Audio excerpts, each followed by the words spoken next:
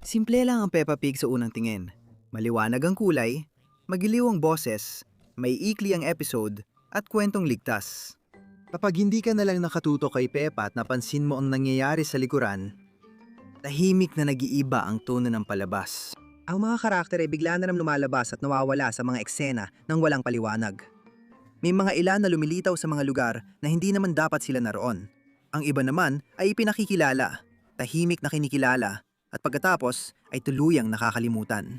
Mukhang simple ang Peppa Pig, pero iba ang totoong nangyayari sa likod ng palabas. Mundo itong puno ng kakaibang pattern, nawawalang karakter, at detalye na mas maraming tanong kaysa sagot. Isa sa pinakamalinaw na halimbawa nito ay si Ginoong Labrador, isang karakter na parang nasa lahat ng dako sabay-sabay. Karamihan sa mga nanonood ay kilala siya bilang bahagi ng construction crew ni Ginoong Bull. Madalas siyang nag-ooperate ng mabibigat na makina, tumutulong sa paghukay ng kalsada, at umaalalay sa mga proyekto ng pagtatayo na parang ito na ang kanyang trabaho. Sa episode na si Ginoong Bull sa isang tindahan ng porselana, nang mabasag ang sarera ni Ginoong Bull, kalmadong sinabi ni Ginoong Labrador na may rivet gun siya. Mayroon akong rivet gun! Binitawan niya ang linya ng may relax na kumpiyansa na agad, nagpapakita ng kanyang personalidad. Nakakabahala rin kung gaano siya kadaling magpalit ng papel. Sa isa pang episode, nagmamaneo siya ng ice cream van gamit ang mabagal at relax na boses, na parang pansamantalang trabaho lang ang pagtitinda ng ice cream. Bago bumalik sa construction site, lalo pang nagiging kakaiba kapag nakita mo kung saan pa lumalabas si Ginoong Labrador. Sa London trip ni Peppa, makikita siyang nakabihis gwardiya ng reyna, tahimik na binabantayan sina Peppa at mga kaibigan habang pumapasok sa palasyo. Na magpunta ang pamilya ng baboy sa New York, muling nagpakita si Ginoong Labrador. Ngayon ay may kamera at kunyari turista. Nakatayo siya malapit sa pamilya na parang sinadya. Bistulang idinodokumento ang kanilang mga galaw. Sa pares, naroon ulit siya. Tahimik na nagmamasid sa likuran, hawak ang kamera. Palagi lumilitaw at nagmamasid ang parehong karakter sa iba't ibang bansa. Kaya't hindi na ito mukhang pagkakataon lang. Nagpapaisip ito kung si Ginoong Labrador ay paulit-ulit lang na karakter sa likod o sadyang inilagay para bantayan sina Peppa at ang pamilya niya. Sa hindi pinaliwanag na dahilan ng palabas, isa pang misteryo ang kinasasangkutan ng isang batang karakter na technical na umiral, ngunit hindi kailanman tunay na naging bahagi. Madalas siyang tawaging Carol, baka ng mga tagahanga. Una siyang lumabas bilang di pinangalan ng guya sa audience ng palabas ni Ginoong Patatas noong Pasko. Hindi siya ipinakilala, hindi nagsalita, at walang kumikilala sa kanya. Basta nandyan lang siya. Pagkatapos, tahimik na siyang lumitaw sa tabi ni Ginang. Baka sa ilang episode, kabilang ang paglalakbay sa London at eksena sa mga pamilihan. Alaunan, napansin ng mga tagahanga ang paulit-ulit niyang paglabas at binigyan siya ng pangalan, isang bagay na hindi kailanman ginawa ng mismong palabas. Kinumpirma ng Peppa Pig na anak siya ni Ginang Baka. Pero kahit opisyal na bahagi ng kwento, nananatili pa rin siyang malayo sa mga pangunahing tauhan. Ang nakakabahala kay Carol Baka ay hindi niya pagpasok sa paaralan ni Ginang Gazelle, hindi paglalaro kay Peppa, at hindi pakikisalamuha sa ibang bata. Pagkatapos ng ilang paglabas, tuluyan siyang nawala. Pinakabahala, hindi siya nagpakita sa kasal ng ina kay Ginoong Toro. Kung si Ginoong Toro ang amain niya, imposibleng hindi mapansin ang pagkawala niya. Hindi ipinaliwanag ng palabas kung saan siya napunta o bakit siya nawala. Kaya napaisip ang mga manonood kung lumipat ba siya. Tahimik na tinanggal sa kwento o nakalimutan lang. Sa mundong bihirang balikan na nakaraan, mas nagiging kakatwa ang background ng Peppa Pig. Si Pirata Pulang Balbas naman, malinaw na isang pirata sa palabas. Lumilitaw ang kanyang larawan sa mga pambatang libro at sa pista. Makikita ito sa mga poster at banderitas sa bayan. Alam ang komunidad kung sino siya, pero hindi siya tinuturing na kriminal. Sa halip, ipinagdiriwang, ipinapakita at tahimik siyang tinatanggap.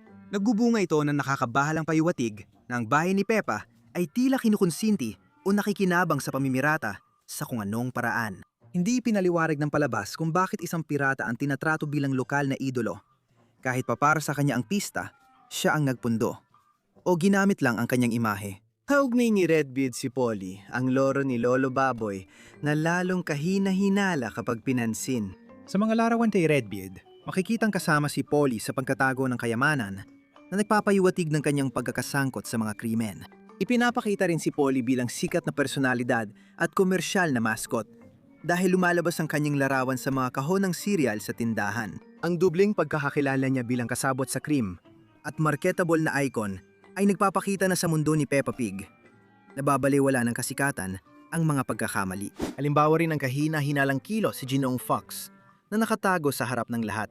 May tindahan siya nagbebenta ng lahat ng bagay at pumapayag sa kakaibang bayad tulad ng butones mula kay George. Kumpiyansa siya, maayos kumilos, at parang walang pakialam sa pinagmulan ng paninda niya. Sa Night Animals episode, nahuling palihim na lumalapit sa manok ni Lolo Baboy na nagpapakita ng pagiging magnanakaw niya. Maya-maya, biglang nawala ang koleksyon ng bote-boteng bangka ni Lolo Baboy at nakita itong ibinibenta sa tindahan ni Ginoong Fox. Bukod sa hinala, nakita si Ginoong Fox sa paliparan na suot ang berdeng jacket na tila nag-disguise talaga. Iniwan ng palabas na bitin kung tumataka siya sa bansa o nagtatago lang sa harap ng lahat. Si Mandy Mouse ay karakter na mas nagiging interesante kapag mapapansin mo ang maaga niyang paglabas. Bago ang una niyang episode, saglit lumitaw si Mandy sa background ng biyahe sa London. Bahagyang natatakpan at di pinansin. Pero malinaw na naroon siya. Nang tuluyan na siyang maging pangunahing karakter, ipinakilala siya ng palabas nang walang ingrandeng pagpapakilala. Gumagamit si Mandy ng wheelchair at walang sinuman ang tumuturing dito bilang kakaiba. Walang episode na nagtuturo ng aral o dramatikong paliwanag. Kasama lang talaga siya sa grupo at sa katunayan, binibigyan diin pa ng palabas na madalas siyang pinakamabilis sa mga bata. Parang sinadya ang una niyang paglabas sa background, na tila nakatakda na siyang maging bahagi ng mundo ni Peppa at naghihintay mapansin. Si Molly Mole ay madalang lumabas sa Peppa Pig at tahimik lang. Bahagi siya ng klase ni Madame Gazelle, pero lumilitaw lang kapag kailangan ng dagdag na bata sa grupo. Sa screen, nagsasalita siya ng linya, tumutugon, tapos nawawala ulit sa background. Si Molly ay parang hindi ganap na karakter at mas parang isang taong naroon lang para punan ng espasyo. Naroroon, pero hindi kailanman sentro. Si Penny Polar Bear naman ay ramdam mong mahalaga. Kahit bihira siyang lumabas, nagsusuot siya ng salamin, naglalaro ng ice hockey, at kitang-kita ang personalidad niya. Pero matagal siyang nawawala. Tapos biglang bumabalik na parang palagi lang siyang nandyan. Dahil hindi siya palaging naroroon, parang hindi siya background character kundi parang nakakalimutan gamitin ng palabas. Si Belinda Bear ay natatago sa ibang paraan. Hindi siya napapansin dahil humahalo siya sa background, kundi dahil kabilang siya sa mas matandang grupo na bihirang pagtuunan ng palabas. Kasama niya sina Chloe at mas matatandang bata, hayagang sinasabi na magsampu na siya. Nag-i-skateboard, nagbibigay ng payo, at parang lagpas na sa mundo ni Peppa. Ang kanyang disenyo at ugali ang nagpapatingkad sa kanya na nagpapakitang lagpas ang mundo ni Peppa Pig sa playgroup, kahit bihira itong tuklasin. Si Mr. Bear ay isa sa mga pinakakakaibang kaso. Lumabas lang siya sa isang episode at di na muling nakita. Walang cameo, ulit na papel o pagkilala. Sandali lang siyang umiiral tapos nawawala.